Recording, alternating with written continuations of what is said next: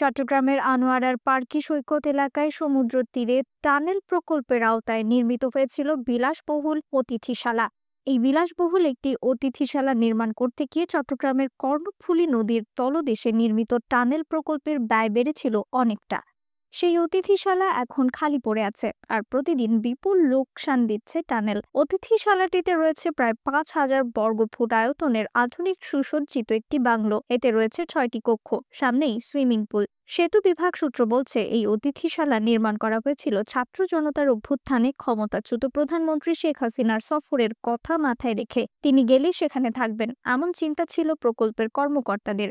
এই অতিথিশালা ছাড়াও নির্মাণ করা হয়েছে 30টি রেস্ট হাউস বা বিশ্রামাগার। তবে অতিথিশালা তৈরি হলেও তা কখনোই চালু হয়নি, কারণ সেটা চালু করার মতো জনবল নেই। যদিও ব্যয় করা হয়েছে 450 কোটি টাকার মতো। কর্ণফুলী নদীর তলদেশে নির্মিত বঙ্গবন্ধু শেখ মুজিবুর রহমান টানেল 2023 সালের অক্টোবর মাসে চালু হয়। টানেলটি দিয়ে যানবাহন চলাচলের যে সম্ভাবনার কথা শোনানো হয়েছিল, তা এখন গল্পে পরিণত হয়েছে। ফলে টোল আদায়ও অনেক কম।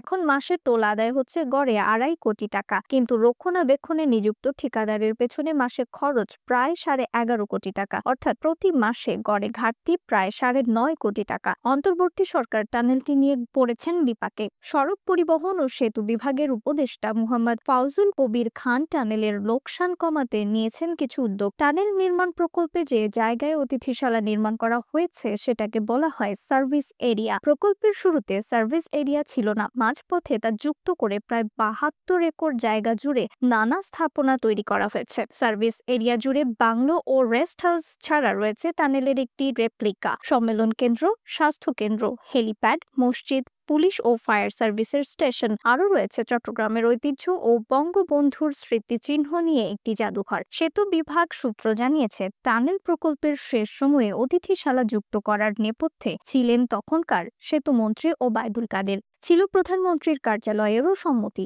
আনোয়ার পার্কি সৈকতের পাশে পর্যটন কর্পোরেশনের উদ্যোগে 2019 সালের ডিসেম্বর 13 একরের বেশি জমিতে 79 কোটি টাকা ব্যয়ে অত্যাধুনিক পর্যটন কমপ্লেক্স নির্মাণের প্রকল্প নেওয়া হয়। শেষ হওয়ার কথা 2022 সালের ডিসেম্বরে। যদিও এখন পর্যন্ত কাজ হয়েছে 80%। এই প্রকল্পের অধীন গড়ে তোলা হচ্ছে 10টি একক ও সিঙ্গেল কটেজ, 4টি ডুপ্লেক্স কটেজ এবং 3 তলার একটি মাল্টিপারপাস ভবন, হ্রদ ও শিশুদের খেলাধুলার জায়গা সহ নানা স্থাপনা।